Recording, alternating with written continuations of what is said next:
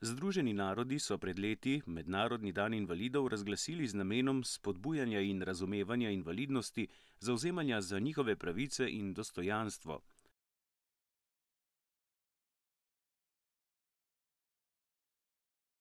Se vse to udejanja tudi v Sloveniji? Na to vprašanje so 3. decembra, na Mednarodni dan invalidov, iskali odgovore predsednik republike Borut Pahor, predsednik državnega zbora dr. Milan Brglez in predsednik slovenske vlade dr. Miro Cerar.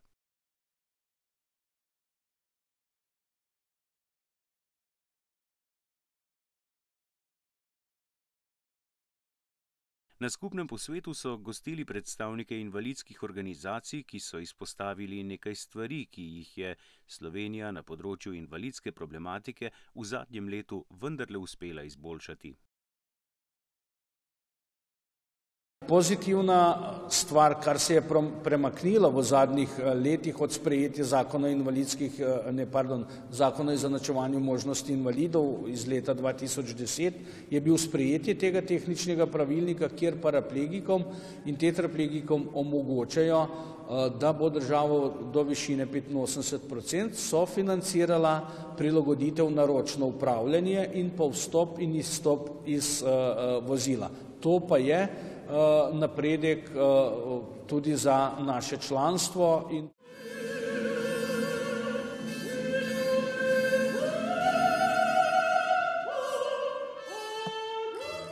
Največji dosežek naše organizacije je bilo predvsem zakonodaja, se pravi zakon o športu, kjer smo dosegli, da se šport invalidov je primerljiv s športom neinvalidov.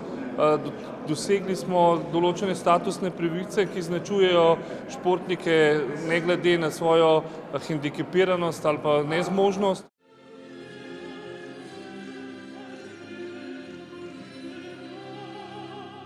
Ja, s strani države je bilo v letošnjem letu oziroma v zadnjem obdobju za slepe in slabovidne vendarle kar precej narejeno. Naj omenim samo odprtje knjižnice slepih in slabovidnih. Sicer gre za evropski projekt, ampak vendarle tudi Ministrstvo za kulturo, torej država, je tu kar pomembno pripomogla, da se je ta projekt tudi dejansko zgodil. Omenjam še pravilnik o tehničnih pripomočkih. Tu bi izpostavil morda največjo spremembo in tudi pridobitev, ni pa edina, uveljavljanje pravice do zahtevnejšega tehničnega pripomočka, to je tablični računalnik, prenosni računalnik oziroma telefon na dotik in pa seveda prilagojena elektronska oprema za povečavo oziroma za branje teksta na zaslonu za slepe in slabovidne. Število invalidov se v Sloveniji povečuje in čeprav se naša država pri odpravljanju nekaterih ovir lahko kosa z ostalimi državami, pa velika težava ostaja predvsem socialna problematika.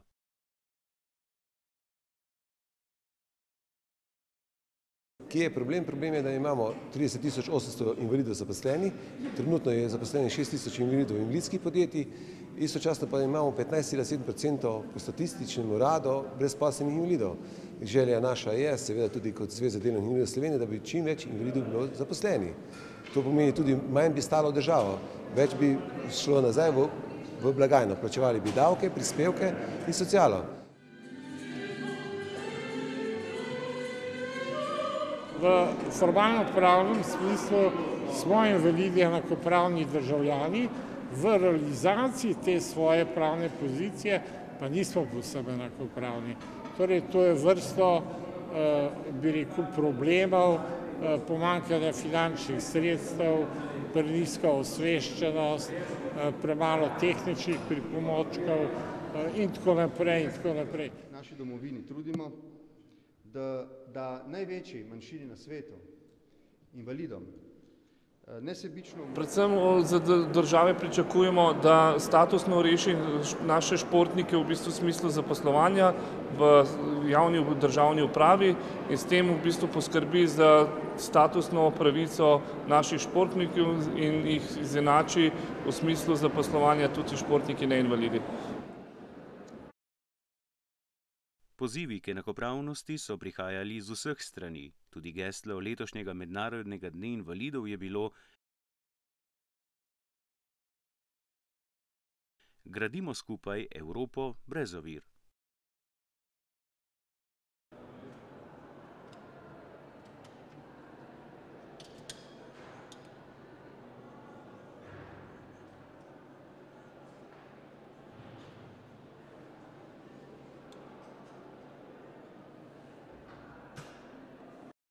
Da se zaveda invalidske problematike, je na srečanju poudarila varuhinja človekovih pravic Vlasta Nussdorfer, ki je ob vprašanju, kaj je nujno najprej izboljšati, izpostavila možnost enakopravne obravnave otrok s posebnimi potrebami.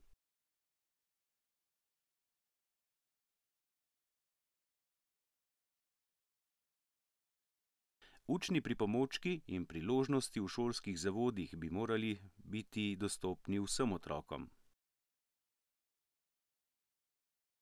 Stvari se kljub vsemu vsaj na nekaterih področjih obračajo na bolje.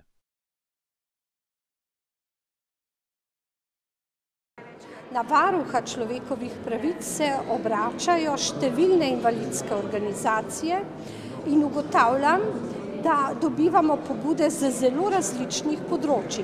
Tako recimo je pomembno, da se uporablja tolmače za znakovni jezik na vseh prireditvah, da je temu dobro sledila Slovenska televizija, torej da imamo sedaj možnost, da invalidi, torej gluhe in naglušne osebe spremljajo programe TV Slovenija. Seveda nas opozarjajo, da povsod in vedno še ni dobro. Moj dosežek bi bil, da bi iz naših letnih poročil, torej konkretno iz zadnjega, na področju, ki se dotika invalidov, uresničila vlada, državni zbor, torej vsa ministrstva, vsa naša priporočila. Moj dosežek. Invalidi želijo spoštovanje. Invalidi želijo enakopravnost, razumevanje, strpnost. Invalidi želijo delo in plačane prispevke. Zgolj stvari, ki si jih zaslužijo in bi jim morali pripadati povsem samoumevno. Lahko z roko v roki končno začnemo graditi Slovenijo brez ovir?